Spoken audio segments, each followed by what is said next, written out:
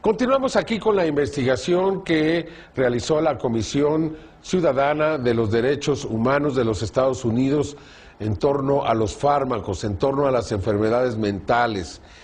De acuerdo a esta investigación, las enfermedades mentales prácticamente no existen, sino que existen algún tipo de desórdenes, pero nada que se pueda comparar con el conocimiento de los supuestos químicos del cerebro y que usted lo va a arreglar todo con una pastillita. Por el contrario, existen muchas posibilidades de que usted arruine a esa persona. ¿No me cree? Vea la siguiente investigación. We took him to a psychiatrist, and within a matter of minutes, yeah, she's ADHD, and here's your drug. Went on the Medicaid, and 5 minutes later, he was on Zyprexa. He saw the psychiatrist and prescribed the medicine for 20 minutes. The guy didn't even look at her. He talked to her a little bit. Now, how can you tell if somebody's ADHD or not ADHD from just a few minutes talking to her? Next thing I know, I'm getting handed a handful of Xanax. That's how easy it is to get these drugs. Just so easy. It was just passed to me like candy. That simple. If a person were to walk in off the street, sit down with a psychiatrist, the chances of him being prescribed a drug before he were to leave the office, I would have to put it at 100%. Psychiatrists prescribe drugs. They might have different ways of diagnosing, they might have different ways of interacting with a patient, but it's rare to find a psychiatrist that uses no drugs. The psychiatrists today are, in quotes, admitting they can't cure these mental illnesses, and they're therefore going to manage your illness by using a drug. Psychiatrists had a wonderful opportunity, they felt, to become respected in the eyes of their peers.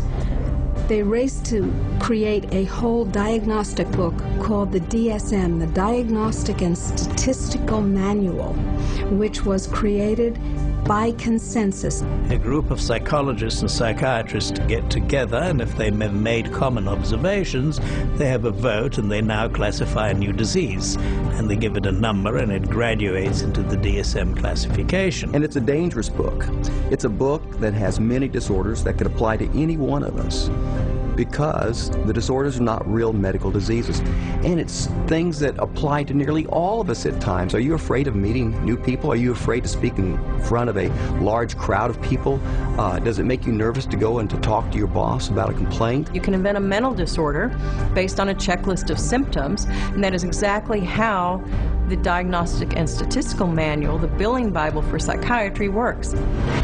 Desde la primera edición del DSM en 1952, la cantidad de diagnósticos ha crecido continuamente. Partiendo de un folletito de 130 páginas que enumeraba 106 de los así llamados trastornos mentales, el DSM se ha inflado hasta ser un abultado tomo de 886 páginas. Es solo por medio del uso de este libro que los psiquiatras pueden diagnosticar, drogar y cobrar por sus servicios. De hecho, la industria psiquiátrica usa actualmente el DSM para recaudar más de $72 mil millones en seguros privados y del Estado.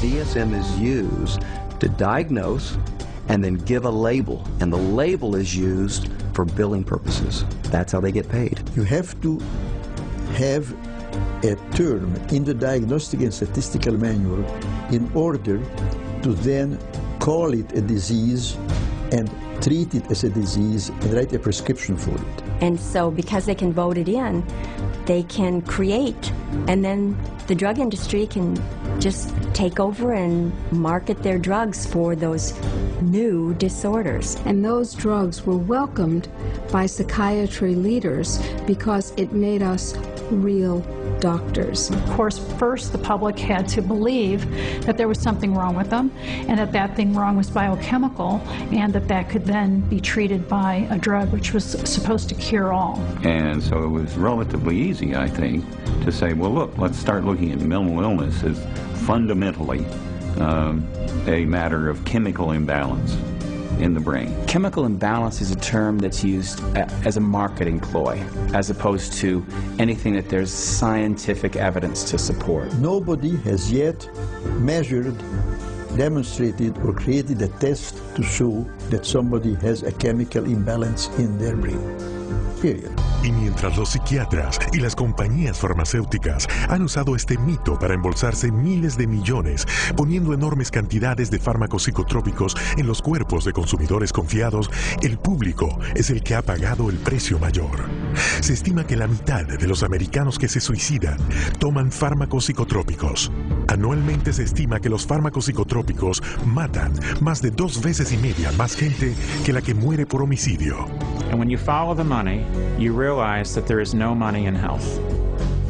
There's big money in disease. That's why all you hear about is managing disease or treating disease. You don't really talk about curing disease. And so psychiatrists have become mainstream doctors in America. And that is because of the pharmaceutical industry. They can thank the pharmaceutical industry because they become mainstream and because they have a lot more money than they used to. And the drug industry can thank them because now they have thousands of soldiers in their army distributing these drugs to everybody. Desde el niño más pequeño hasta el jubilado más anciano, nadie está inmune a ninguno de los cientos de trastornos ficticios inventados por los psiquiatras que abastecen a una industria farmacéutica con miles y miles de millones de dólares.